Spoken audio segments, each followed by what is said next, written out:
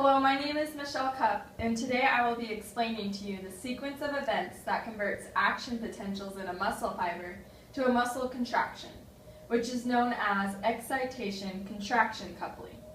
First, I will share with you a few definitions that will help you understand excitation-contraction coupling more in depth. A motor neuron is a nerve cell forming part of a pathway along which impulses pass from the brain or spinal cord to a muscle.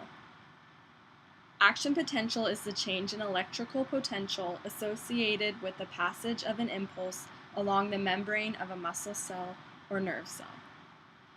The sarcolemma is the plasma membrane of a cell, which holds the sarcomere and the sarcoplasm. The sarcomere is the smallest contractile unit of a striated muscle cell, and the sarcoplasm is the cytoplasm of a muscle cell. Transverse tubules are regularly spaced enfoldings of the sarcolemma that branch extensively throughout the muscle fiber.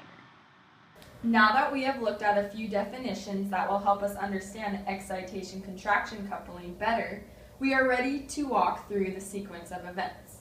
First, a single motor neuron arising from the brain or spinal cord conducts action potentials to hundreds of muscle fibers within a muscle. Here's a closer view of a muscle fiber, and as you can see, the motor neuron conducts several action potentials throughout the fiber. Next, we will look inside a single muscle fiber and see what is going on. An action potential travels along the entire sarcolemma. T-tubules, which are the yellow lines, rapidly conduct action potentials to the interior of the muscle fiber. In numerous places, these T-tubules make contact with the calcium-storing membranous networks called the sarcoplasmic reticulum, also known as the SR. Here is a magnified view of a T-tubule.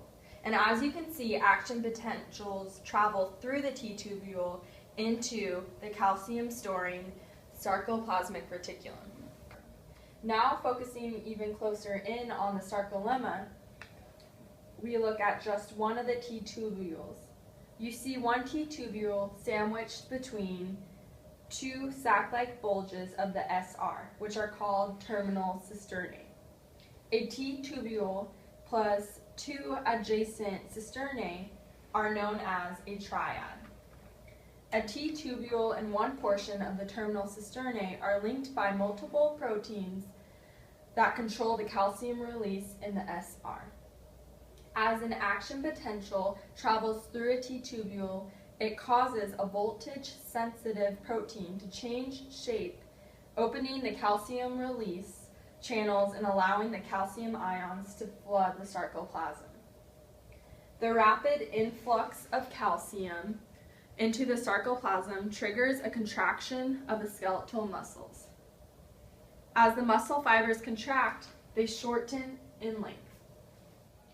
So finally, you can conclude and see that calcium ions are responsible for the coupling of excitation and the contraction of muscle fibers.